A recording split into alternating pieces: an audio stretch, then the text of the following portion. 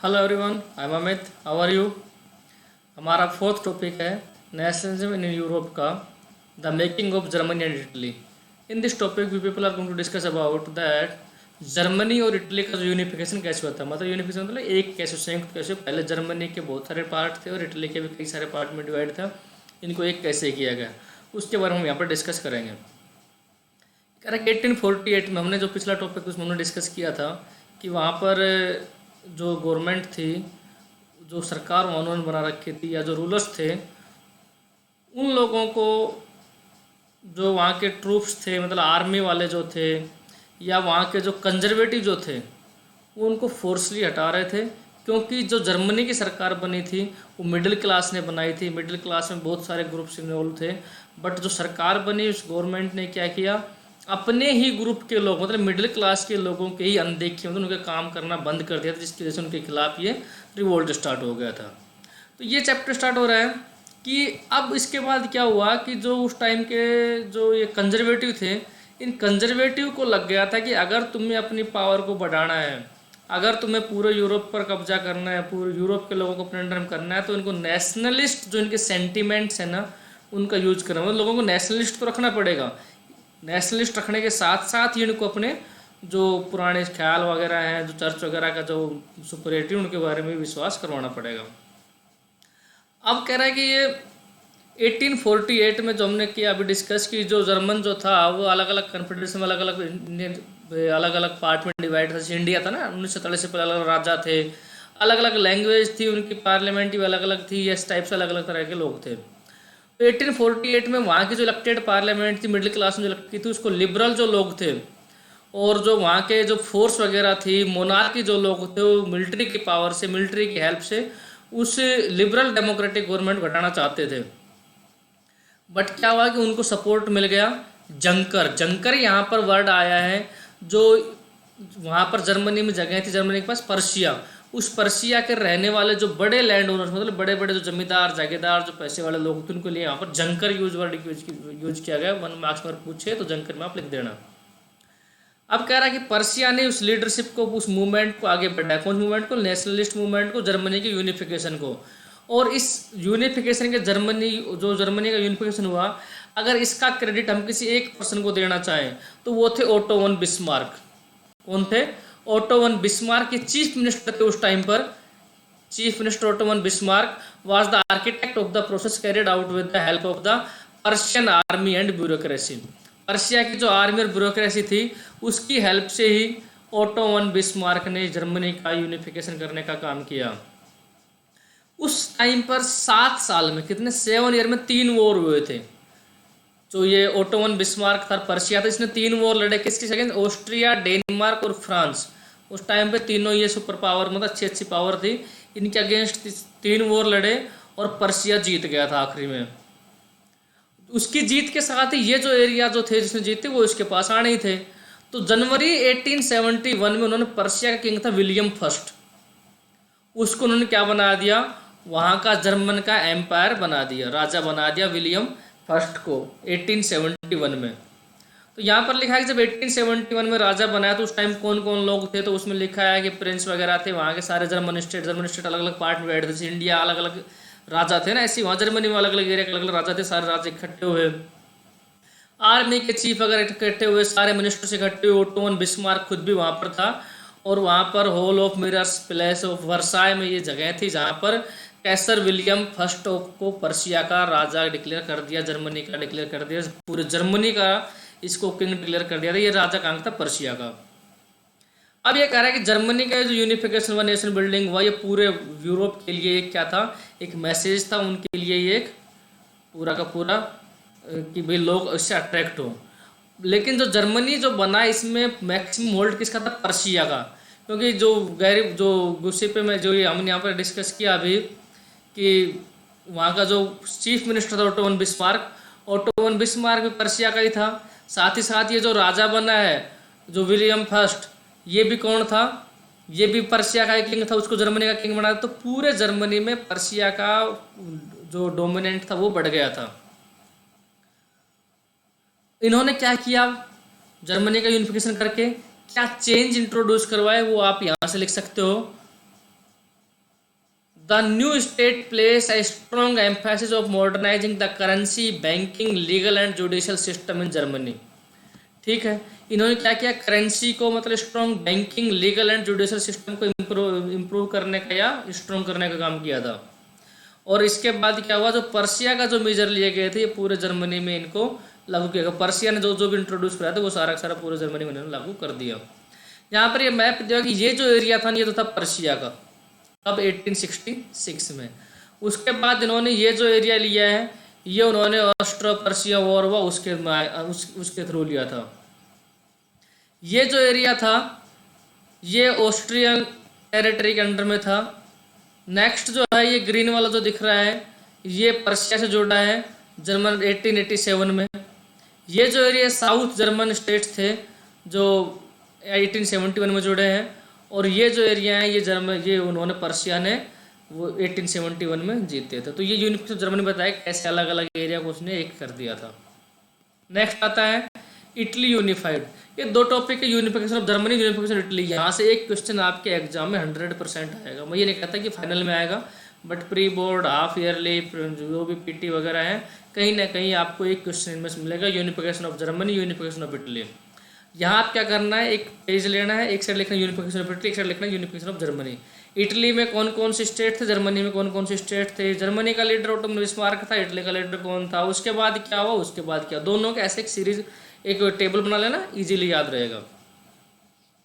अब कह रहा जर्मनी की तरह जो इटली थी इसकी भी जो पॉलिटिकल फ्रेगमेंटेशन थी वो भी ऐसे हिस्ट्री हो रही थी, मतलब अलग अलग पार्ट में डिवाइड थे। ये कह रहा है कि पहले इटली कोई ऐसी कोई जगह नहीं थी जहाँ पर कि भाई सिंपल ये इटली है। जो पूरा इटालियन जो आज का एरिया ये उस टाइम पर 7 पार्ट में डिवाइड था, और इस पर जो मेन जो इटली था इस पर उस टाइम पर रूलिंग था हब्सबर्ग एम्पायर। हमने एक टॉपिक पढ़ा था हब्सबर्ग एम्पायर के बारे में। अब कह रहा है कि it was divided to 7 state. मैंने बताया कि इटली कितने पार्ट में डिवाइड था, 7 स्टेट में, और एकमात्र स्टेट था सरडेनिया पिडमांट जहाँ पर इटली के प्रिंस का उस पर रूल था। बाकी सभी पर इटली के लोग नहीं थे, किसी और जगह का रूल था। अब ये कौन कौन से थे, नॉर्थ में कौन थे, इसके ऑस्ट्रियन हब्सबर्ग थे, सेंटर में ये पोप था इनके, और सदर में इनके था ब्रूवो किंग ऑफ स्पेन। स्पेन में ब्रूवो डायनेस्टी थी, उन लोगों का यहाँ पर रूल था। पूरे एरिया में इटालियन लैंग्वेज को यूज़ नहीं किया जाता था, अलग अलग एरियाज की अलग अलग लैंग्वेज को यूज़ किया जाता था, उनकी लोकल लैंग्वेजेस थी। 1830 में गिउसेप्पे मैज़िनी जो था उसने पूरे इटली को एक करने की कोशिश की थी। कौन था ये, गिउसेप्पे मैज़िनी। वहाँ हमने किसका डिस्कस किया था, ओटो वन बिस्मार्क। तो उधर ओटो वन बिस्मार्क लिखना आपको, जर्मनी में, इटली में लिखना गिउसेप्पे मैज़िनी। इसने क्या किया था, अपना एक ग्रुप बनाया था यंग इटली नाम से। इसके नाम से यंग इटली। 1 मार्क्स में पूछ सकता है विच एसोसिएशन या which group was introduce by the Giuseppe Mazzini, या गिउसेप्पे यंग इटली किसने बनाया था, form by home, young Italy. तो आप लिख सकते हो गिउसेप्पे मैज़िनी। अब कह रहा है कि जो उस टाइम पर जो रिवोल्यूशन वगैरह जो होते 1831 से 1848 के बीच, वो रिवोल्यूशन इतने सक्सेस नहीं हुए थे। तो इनकी अनसक्सेसनेस की वजह से क्या हुआ कि उन्होंने थोड़ा सा अपना प्रोग्राम चेंज किया। उन्होंने सरडेनिया पिडमांट का जो उस टाइम पर रूलर था विक्टर इमानुएल सेकंड, उसको ये काम दिया यूनिफिकेशन, इटली का यूनिफिकेशन आपको थ्रू करना, उसको वॉर वगैरह करके।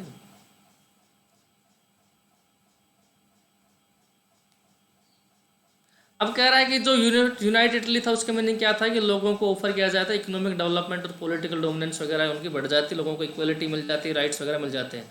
उस टाइम पर वहाँ का चीफ मिनिस्टर काउर, उसको किसी भी तरह के जो डेमोक्रेसी थी या लिबरलिज्म था इसमें कोई बिलीव नहीं था, रिवॉल्यूशन वगैरह में कोई खास उसका बिलीव नहीं था, ना डेमोक्रेसी में। और बाकी यूरोप की तरह ही जो और जो एजुकेटेड लोग थे, लाइट लोग थे, जो जितने भी इटालियन थे, हमने पढ़ा था टॉपिक में, मैक्सिमम लोग जब वो बड़े रिच लोग आपस में बात करें फ्रेंच लैंग्वेज का यूज करते थे। ये इस कावर की दिक्कत थी कि ये क्या करता था कि इसको इटालियन लैंग्वेज इतनी अच्छी नहीं आती थी जितनी कि इसको फ्रेंच आती थी। और इसने अपनी जो करामात थी, अपने जो माइंड था, ये थोड़ा सा उस टाइप का था कि भाई चालू टाइप का आदमी था, लोगों को बेवकूफ़ बनाकर इसने काम किए थे। ये कह रहा है कि इसने जो काउर जो था सरडेनिया पिडमांट को सक्सीडेड किया था ऑस्ट्रियन फोर्स 90, वो उसके जो माइंड था उसने अपनी जो टेक्निक थी उसके थ्रू किया था, जबकि इसका इसमें कोई बिलीव नहीं था डेमोक्रेसी और रिवोल्यूशन वगैरह में। अब क्या हुआ कि उन लोगों ने वहाँ पर एक आर्मी तो बना दी थी, बट आर्मी रेगुलर आर्मी से काम नहीं चलने वाला था। तो वहाँ पर जो लोकल लोग थे उन्होंने एक वर्ड है गिउसेप्पे गैरिबाल्डी, गिउसेप्पे गैरिबाल्डी था। इसकी लीडरशिप में उस टाइम पर बहुत से लोगों ने वो अलग अलग एरियाज़ के थे, अलग अलग ऑक्यूपेशन के थे, उनमें फार्मर्स वगैरह भी थे। उन्होंने भी वॉलेंट्री मतलब विदाउट एनी पेमेंट के आर्मी में इन वॉर में पार्टिसिपेट किया था।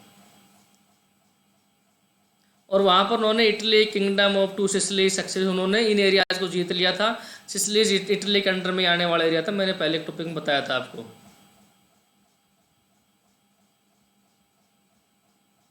अब 1861 में जो विक्टर इमैनुअल सेकंड था उसको राजा बना दिया, किसका, यूनाइटेड इटली का, विक्टर इमैनुअल सेकंड।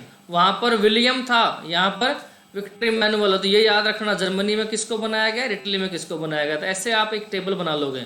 लेकिन यह इंटरेस्टिंग चीज़ देखिए, लोगों को इलेक्ट किया गया, लोगों को यूनाइट किया गया, लोगों को जो फार्मर्स वगैरह थे उनको अपने साथ जोड़ा, किस बात को लेकर कि हम यूनाइटेड बनेंगे, नेशनलिस्ट आइडियोलॉजी रहेगी हमारी, इटालियन लैंग्वेज रहेगी, ऐसा कुछ करके उनको भड़काया गया, इटालिया के लिए लड़ेंगे, इटालिया के लिए लड़ेंगे।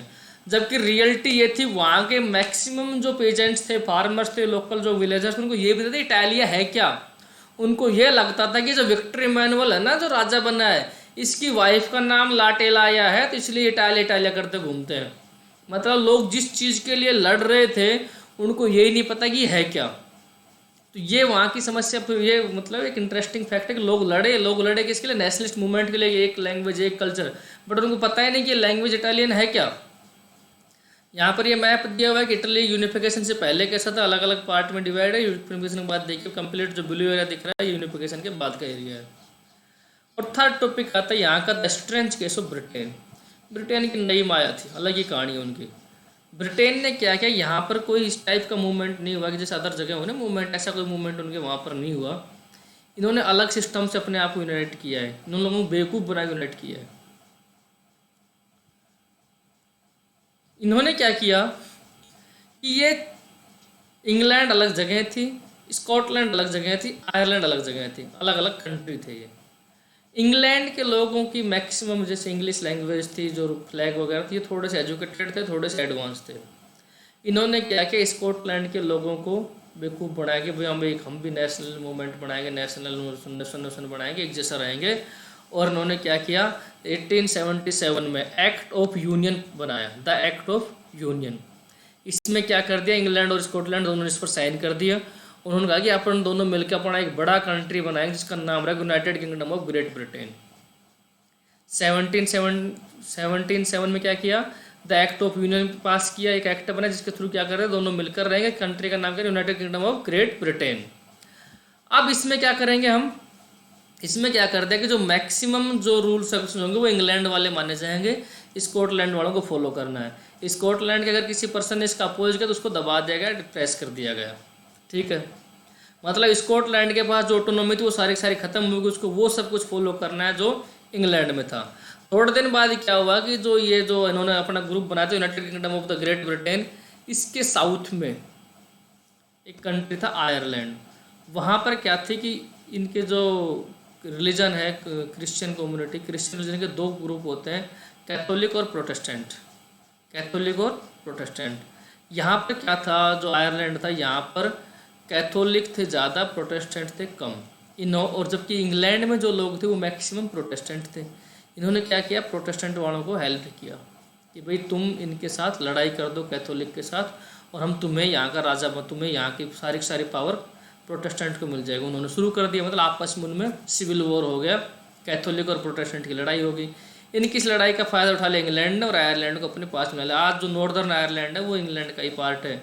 और फिर उन्होंने अपना नाम कर दिया ग्रेट ब्रिटेन, मतलब यूके करते हुए। ऐसे करके इन्होंने अपने आप को डिफरेंट टाइप से कनेक्ट किया। पहले क्या किया, इन्होंने स्कॉटलैंड को जोड़ा, उसके बाद इन्होंने क्या किया, आयरलैंड को जोड़ दिया। ये पूरी स्टोरी इसमें लिखी हुई है कि उन्होंने क्या कब किया। अब क्या है कि जब स्कॉटलैंड और आयरलैंड दोनों जुड़ गए तो इनका नाम क्या हो गया, United kingdom, UK. United kingdom में क्या है, जो ब्रिटिश नेशन, मतलब उनका इंग्लैंड वालों का सब कुछ चलता है, लैंग्वेज कल्चर, इंग्लिश लैंग्वेज भी उन्हीं की है, फ्लैग भी उन्हीं का है, सिंबल भी उन्हीं का है, सब कुछ उन्हीं का है। जो भी कुछ है वो सब का सब इंग्लैंड वालों का फॉलो करते हैं। स्कॉटलैंड आयरलैंड का कुछ नहीं है। तो ये एक इनका अलग सिस्टम था। यहाँ पर एक वर्ड आया एथेनिक, जो हमने सिविक्स के चैप्टर फर्स्ट में पढ़ा था, पावर शेयरिंग में। एथनिक का मीनिंग होता है कि same culture, language, racial base पर, किसी बेस पर उनमें एक सिमिलरिटी दिखती है, उसको एथनिक बोलते हैं। इसमें कोई पॉलिटिकल जो बाउंड्रीज है वो कोई मायने नहीं रखती हैं। अलग अलग कंट्री के लोग भी हो सकते हैं, बट उनकी कल्चर, उनकी लैंग्वेज, उनका रेस, नस्ल, कुछ ना कुछ उनकी एक सिमिलरिटीज होती है, उसको बोलते हैं एथनिक। तो इन्होंने जो ये यूनाइटेड किंगडम बनाया, इसके पीछे इन्होंने क्या कहा कि हमारे एथनिक, मतलब हम एथनिक, सेम एथनिक ग्रुप के, इसलिए हमें एक साथ आना चाहिए। तो ये यहाँ पर 3 टॉपिक थे, unification of Germany, unification of Italy और ब्रिटेन। तीनों में से एक क्वेश्चन आपको आ जाएगा, आप एक चार्ट बना लीजिए, उन पर तीनों बार लिख लीजिए, इजीली याद हो जाएगा। Thank you very much. जो भी डाउट हो आप मेरे से पूछ सकते हो। Thank you.